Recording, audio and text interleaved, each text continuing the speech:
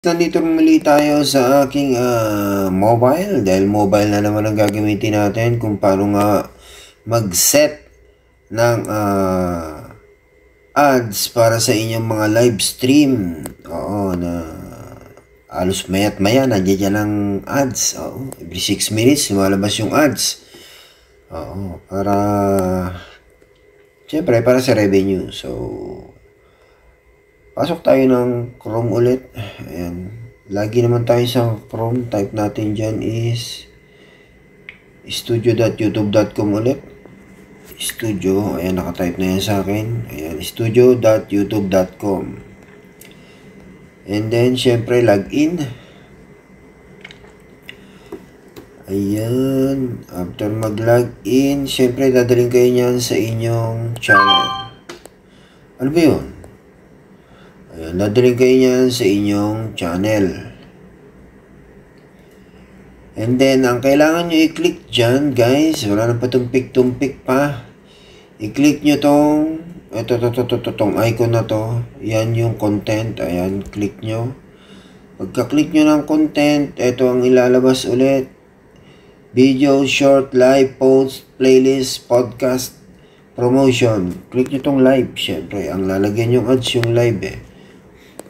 So, kailangan upcoming, meron kayong upcoming ha. Ayan, kagaya nito, may upcoming ako na wala pang ads. Ayan, nakita nyo, walang ads yan. Ayan, wala pang ads. So, nakalagay off. O, diba, naka-off pa. So, ang gagawin nyo dyan is, guys, i-click nyo to. Click nyo yan. Click nyo yung mismong video. And then, nakikita nyo to, yung parang, parang, ito, basta yan. Nakita nyo yan. Itong ang tawag dito. Basta itong kasunod ng tatlong dot, ayan, click nyo yan. And then, pagka-click nyo yan, ito na ang lalabas. Ayan na ang lumabas. O, diba? O, ayan na yun. Oo.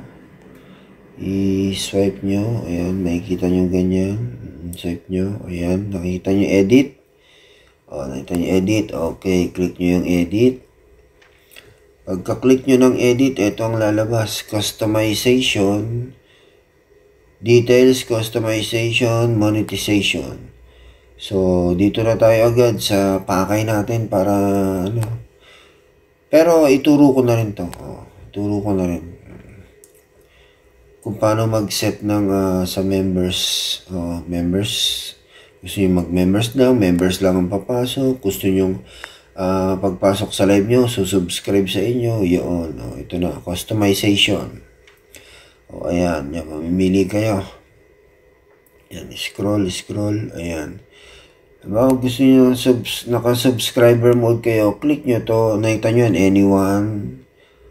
Subscriber, members, live, commentary, approve users, ayan, subscribers, ayan.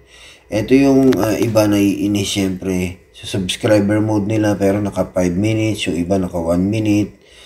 Ayan, 5 minutes, 10 minutes. Ang tagal, di ba? Mag-aantay bago makapag-comment. I-click nyo itong any duration.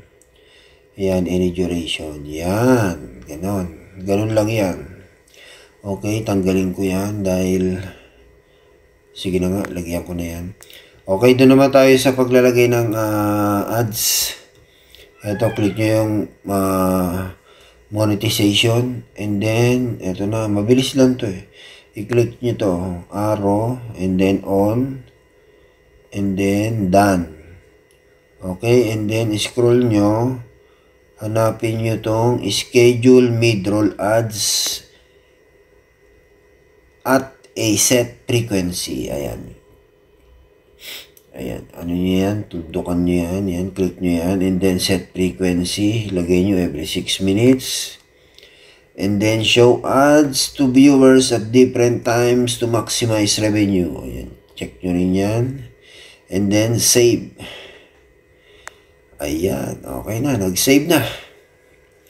Ayan na. O, yun na yun. Ganun lang guys. Kabilis maglagay ng ads sa inyong mga live. every 6 minutes lalabas yung live niyan para ma-maximize ang inyong revenue. So, ayun. Sana nakatulong to guys. Love you all.